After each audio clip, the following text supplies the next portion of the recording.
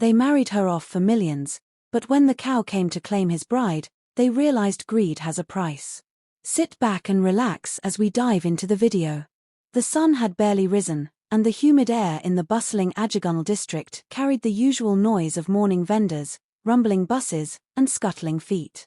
But in a crumbling two-bedroom apartment at the corner of Ollo Street, silence screamed louder than traffic. Nneka sat on the floor of her family's sitting room, staring at the large black suitcase her mother had placed beside her. Ngozi stood across the room, adjusting the folds of her Ankara wrapper as if this were any other morning. "Pack your things," Ngozi said without looking at her daughter. "The driver will be here by 10. You'll be married by noon." Nneka blinked slowly, unsure whether her mother had gone mad or whether she had. "Mama, married? To who?" Her voice trembled. Kenneth folded the newspaper slowly, like he had all the time in the world. "To Chief Udoka," he said with flat finality. "Or should I say, the billionaire cow?" Nneka's chest tightened. She had heard the rumors, the stories whispered in fear across the community about Chief Udoka, the faceless billionaire from the East who never appeared in public but controlled banks, oil blocks, and real estate empires. But the story always ended the same: he was no ordinary man. Some said he was cursed. Others said he had struck a forbidden deal with the ancestors, one that had turned him into something unspeakable. A cow by night. A monster by day. A beast forever. The rusted Toyota Corolla sent by Chief Udoka arrived just before 10 a.m., right on schedule. Its tires crunched over gravel like bones underfoot, and the uniformed driver, Mr. Dyke, stepped out in silence, opened the rear door, and motioned for Nneka to enter. She hesitated. Her suitcase was already in the trunk. Her future, however, felt stolen. Her mother nudged her forward. "Don't embarrass us. Your father signed the papers already. This is not a negotiation." Tears welled up in Nneka's eyes. "But Mama, why? You always said a woman should marry for love." Ngozi's eyes narrowed, but not in regret, in warning. "Love does not feed stomachs. That man offered 10 million naira in cash, and a house in Lekki. That's more than your future husband, whoever he would have been, could ever offer." Kenneth folded his arms. "We raised you. Now you'll raise us." Nneka stepped into the car without another word. She did not want them to see her break. She promised herself she wouldn't. As the car pulled away, the streets blurred in her eyes. She thought of her dreams of becoming a fashion designer, of modeling her own collection on runways, of freedom. Those dreams now felt like paper soaked in rain. 2 hours later, the Corolla stopped in front of a vast, isolated estate deep in Ikoyi. The iron gates, adorned with golden cow heads, creaked open on their own. Inside, the grounds were too quiet, unnaturally so. The sky had darkened without warning. A cold shiver crawled down Nneka's spine as she stepped out of the car. The mansion was towering, with obsidian marble walls, wide staircases, and windows too tall for comfort. It had no human staff, only silence, and the feeling that someone or something was watching. Madam Ijeoma, the only visible caretaker, greeted her at the entrance. Her wrapper was charcoal black, her face lined with stories never told. "So, you're the chosen one," she said with a strange tilt of her head. "Come. He's waiting." "Who?" "My husband." Nneka's voice cracked. "You'll see him tonight. You don't meet Chief Udoka in the daylight." That night, at exactly 12:01 a.m., the wedding ceremony began. It was held in a strange underground room beneath the mansion, lit by nothing but fire bowls mounted on stone pillars. The guests were not people, at least not anymore. Their eyes glowed like embers. Their bodies flickered between shadow and bone.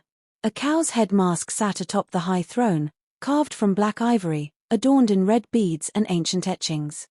Chief Udoka had arrived. A bell rang thrice. The room fell silent. The mask did not move. But a voice boomed, guttural and inhuman. "I, Udoka, accept this bond." Nneka, trembling in a long red gown stitched with cowrie shells, barely managed to whisper, I do." The room exhaled an eerie gust of wind, like 1,000 ancestral sighs. The deal was sealed. Days passed. Nneka never saw her husband in full daylight. At night, he would come to her room, hidden behind veils or cloaked in shadow. He spoke in riddles. He touched her soul, but never her skin. She asked Madame Ijeoma once, "Is he really human?" The old woman looked out the window and whispered, "He was. Once. But he traded his soul for wealth. The gods gave him what he asked, power, riches, influence. But in return, they gave him a form that no longer belonged among men." Nneka's heart began to ache, not just from fear, but from a sadness she couldn't explain. She wasn't just trapped. She was buried alive in luxury. One night, thunder rolled over the mansion's roof like a drumbeat from the gods. Nneka was drawn toward a mirror at the end of the hallway. It was tall, ancient, and carved with the same cowhead pattern she'd seen everywhere. But tonight, the mirror was different. As she stepped in front of it, her own reflection vanished, replaced by the image of a weeping woman in torn bridal attire. The woman's eyes were full of blood and sorrow. Then the reflection opened its mouth and whispered, "He devours not with teeth, but with silence. Escape while your name still has breath." Nneka stumbled back. Madame Ijeoma appeared behind her, silent and sudden. "The others tried to run," she said, "but he owns them now, body and soul. You signed the vow. You wear the beads." Nneka looked down. The red coral beads on her wrists were pulsing faintly, like veins filled with fire. "How many brides before me?" she asked. 17, Madame Ijeoma said, turning away. "None left alive. None remembered." Back in Ajagunle, Ngozi and Kenneth flaunted their new wealth. They were building a 2-story duplex and parading their new Benz around town. Neighbors whispered about their sudden fortune, but no one dared ask questions. At a party one evening, Mrs. Duroji, an elder in the community, pulled Ngozi aside.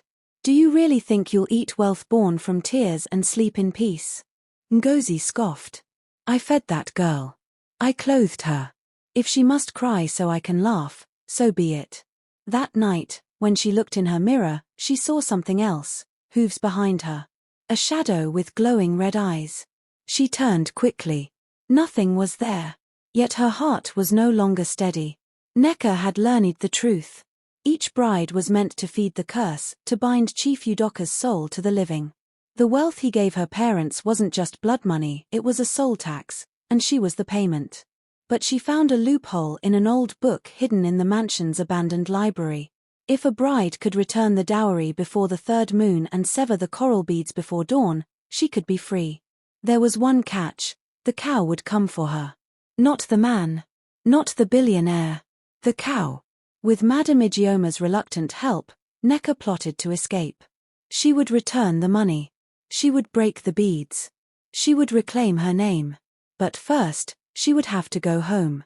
Nneka arrived back at her family home at midnight on the 2nd moon.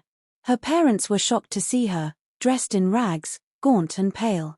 She dropped a duffel bag of untouched money at their feet. "I'm giving it back," she said, voice calm and low. "And I'm breaking the vow." Kenneth's eyes widened. "Are you mad? We signed a contract with that man." "With a curse," she snapped. "You sold me to a beast, Baba. I'm no longer your daughter. I'm what you made me." Ngozi fell to her knees. Her hands trembled. "You don't understand. We were dying. We had nothing. We were desperate. And I was your only currency," Nneka whispered. "But you forgot, curses don't expire. They collect." Just then, the lights in the house blew out. A long, unholy moan echoed from the streets. The billionaire cow had come. The creature that emerged wasn't a cow, not fully. It was part man, part bull, part spirit, with skin like charred leather and eyes like suns that had drowned in blood. It entered the house, not through the door, but through the walls. Kenneth grabbed a Bible. Ngozi screamed. The creature looked only at Nneka. "You returned what was mine," it said, in a voice that rumbled like the earth splitting. Nneka held up the coral beads. They were glowing violently. "But I choose not to belong to you," she said. "I sever this bond, not out of fear, but out of truth." And with a final breath, she broke the beads against the floor. There was a sound like thunder, a flash of red light, and then silence. When it cleared, the creature was gone. The house was in ruins. Kenneth and Ngozi lay frozen, not dead, but paralyzed by the curse they'd welcomed in.